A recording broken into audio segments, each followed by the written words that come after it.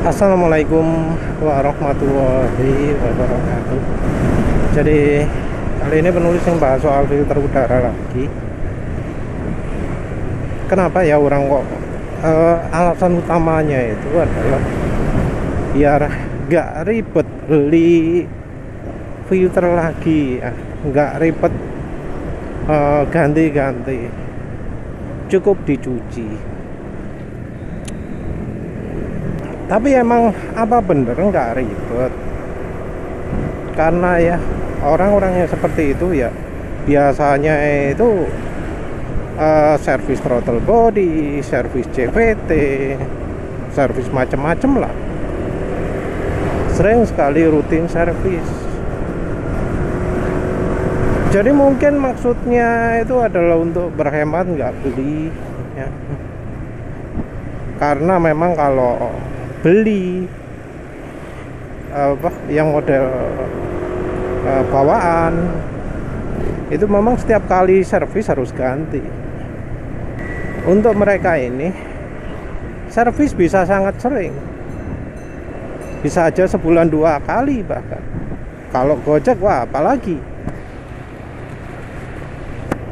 Kalau ojol bisa jadi malah seminggu ya, tiap minggu servis.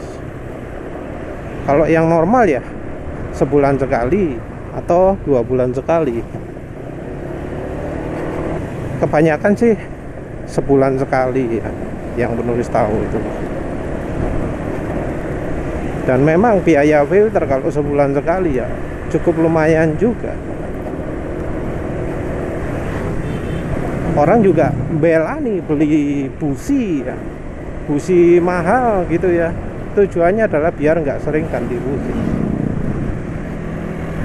Padahal kalau busi sih 15.000 km ya menurut penulis.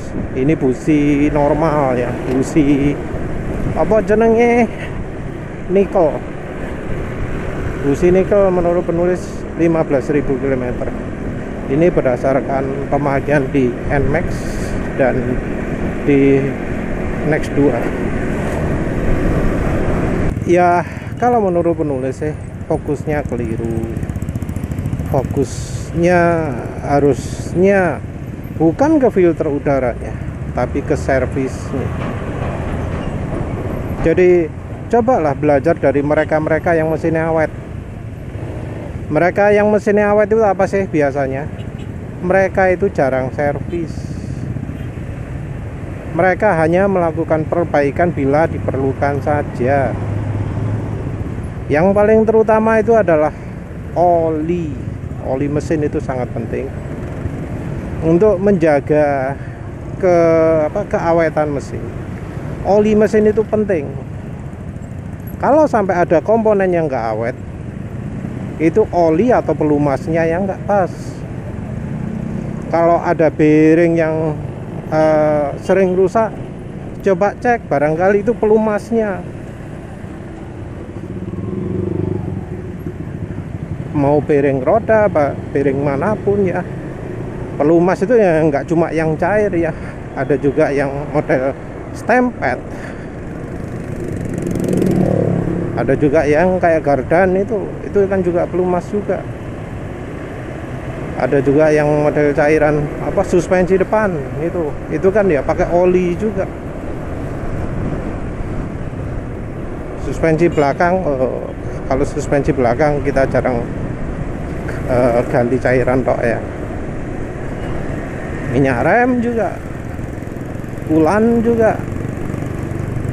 Jadi kalau misalnya ada sesuatu ya pada sistemnya, misalnya kalau radiatornya bermasalah, sistem pendinginannya kurang, kita juga harus curiga jangan dari hardware-nya juga, tapi juga dari cairannya juga.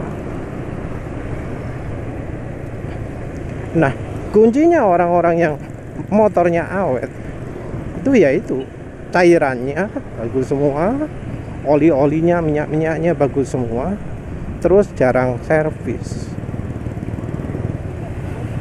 Penulis sebelumnya juga pernah ya merasa komponen misalnya CVT Ini sering rusak karena butuh diservis mas, butuh dirawat gitu ya. Tiap 10.000 km sekali dilumasi. Nah, yang jadi masalah seringnya servis CVT itu bukannya melumasi tapi menghilangkan pelumas. Penulis jarang menemukan ada yang servis CVT itu memberikan pelumas, dan pelumasnya juga seringnya bukan pelumas yang baik tapi pelumas yang murahan, sehingga hasilnya ya memang jadi harus servis sering karena pelumas yang dipakai bukan pelumas yang baik. Karena pakai pelumas yang cepat rusak, kalau kita nggak sering servis ya jadi rusak. Untuk merek Honda ya, terutama karena nggak ada apa istilahnya SOP gitu ya, jadi cuma dibersihkan aja, nggak dilumasi kayaknya. Dibersihkannya juga pakai bensin, pakai cairan pelarut. Oh, kita pakai cairan khusus pembersih CVT, tapi ya ternyata nggak dilumasi lagi, padahal yang namanya cairan pembersih itu akan melumerkan pelumasnya. Mungkin ada yang ngomong kalau nggak servis throttle body maka mesin performanya nggak maksimal.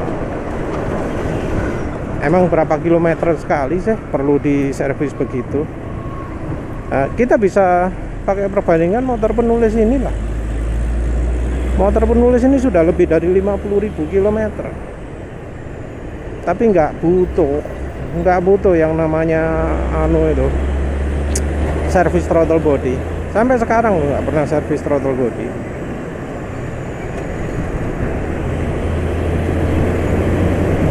Filter udara ya sama sekali nggak pernah ganti mulai dari awal.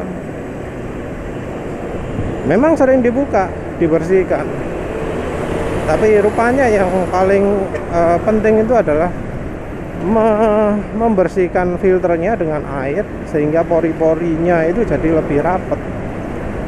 Setelah pori-pori lebih rapat, ya filtrasi udara lebih bagus.